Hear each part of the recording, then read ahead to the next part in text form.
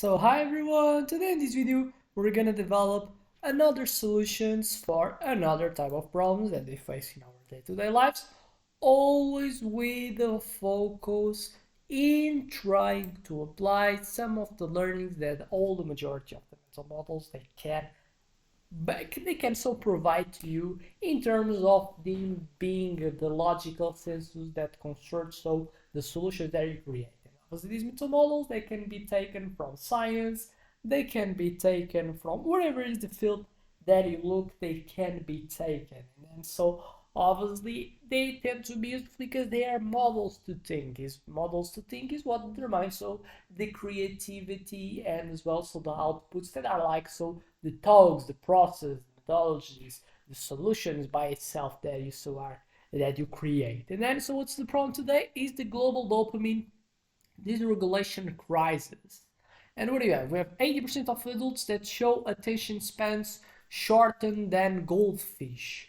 8 seconds versus 9 seconds. So we're seeing attention spans getting decreased over the time, and it's something that's bad, and you have to understand because what is makes you solve problems is you being able to have to pay attention to getting the data that comes from talking with people, that obviously as well having enough attention to read the book, to read so a text to understand good the problem. So if you don't have the ability to have attention, you can be the one that can think so good, you can have some type of learnings, knowledge, but if you don't have attention to understand first what's the situation, what's the data that's already gathered, and also as well over the time you need to have attention to absorb the feedback from potential so the actions that you put to work. Also it's something that is an essential skill, and if you have like a deficit in the development of that skill, obviously something that tends to be bad. Another one, cognitive toll. 300% rise in ADHD diagnoses since 2010. Creative scores down 40%. Another one. Root causes for that. Algorithm speed traps like TikTok, the Reels, instant delivery culture, and eroded delayed gratification circuits. It's already another thing that's not getting developed. Now, obviously, so what are so the methodologies that can be applied to create solutions? Dopamine treadmill, the acceleration trap. What's the idea? Faster hits, I equals to higher tolerance, and as well equals to need for more speed. So basically, the way that our pleasure system works. What is the deal that our system wants? You want the things as fast as possible, and the intensity as well as being higher as possible. But what tends to happen when you get so accustomed with faster with like a faster stage between you thinking about a thing and you getting the target, so what you're targeting, the reality is that you get accustomed with that, and when you get so with this and you adopt this as a habit, you start don't having tolerance to having to perform long runs to get a certain specific objective. That's why it explains a lot of the problems that we see today. The majority of addictions, you prefer to addiction to get the short-term pleasure instead of doing something that brings to you a long-term pleasure, like doing exercise, eating good, and other things like that. And so with that, what are the fixes for that? By knowing it, we have the neuro friction test. The European Union mandates 5-second delays between TikTok clips has made usage decrease 35% as example. And dopamine fasting camps, the South Korea's 30-day digital detox has made as focus restored in 92%. Second, anti-fragility, stress as reset idea, control deprivation rebuilds resilience. And resilience is something that helps you so not getting that much of addicted.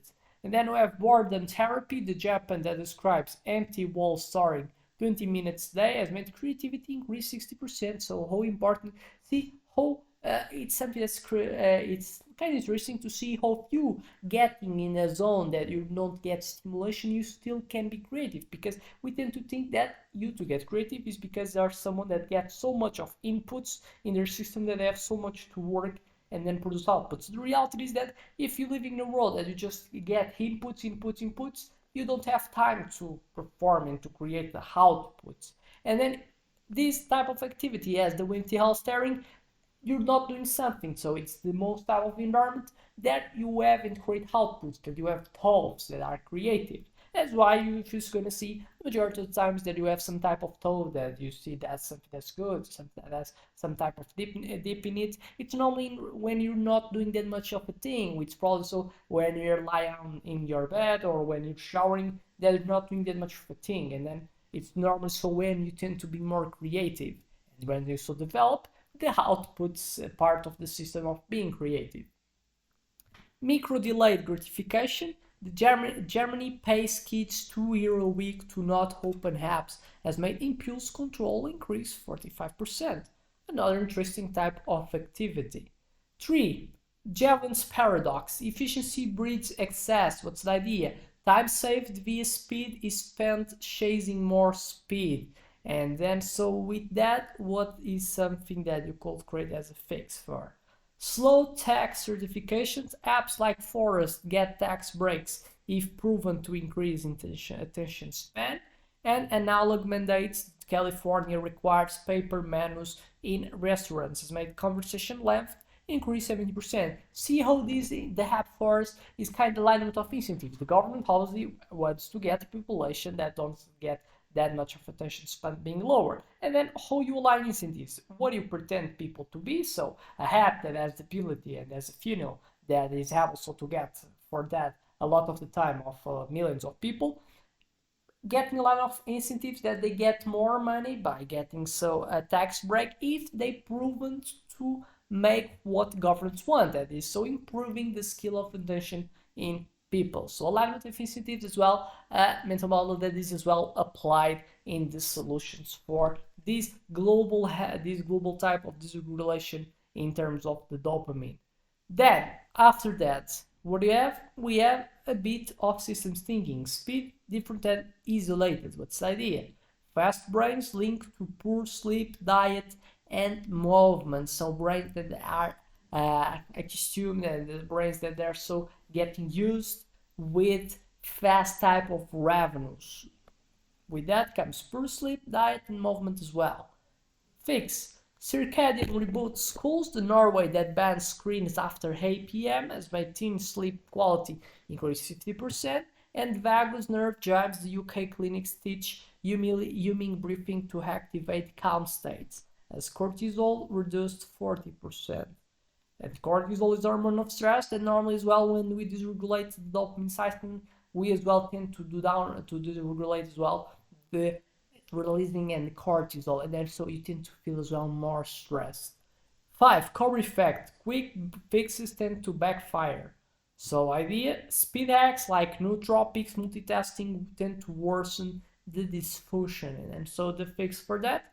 Cognitive restoration loans, the Finland that funds sabbaticals for burnout victims as productivity increased 30% post-return. And monotasking bonuses, the companies that pay 10% extra for single focus work blocks has made heroes decrease 55%. 6. A bit of limbic effect, and child brains tend to beat the modern hype. What's the idea? Paleolithic rhythms outlast Silicon Valley. So fix by knowing that it's something that can happen. Looking a bit so far and child activities. Hunter-gatherer schedules, the Namibia schools that mimic ancestral rhythms. 90-minute focus, more 30 minutes rests. ADHD match 80%, and oral tradition revival, the indigenous storytelling hours replace YouTube in Australian schools. Made memory increase 65%, interestingly. 7. A bit of pre-mortem. So what is pre-mortem? Prevent brain crash. So how you prevent brain crash? What's the idea here? Assume addictions worsens. Build firewalls now, and then so fixes for that. We have dopamine audits. The Switzerland that scans brain at 16, 30, and 50 has made so personalized flow plans. And neural sovereignty wills, the parents that lock low-tech childhoods in legal trusts. And then so see how just by using 7 mental models, see how them apply to create a lot of solutions. And you can use it more 5, 6, 7. And normally when you apply is when you kind of gather the best of each what's mental model has produced, and you create more integrated solution that then you're really gonna apply. So with that, I expect that you have got the what is the value of this channel. I expect it was enough so to subscribe, to put a like, and I hope to see so in other videos that this channel is about to produce. So thank you and see you in the next one.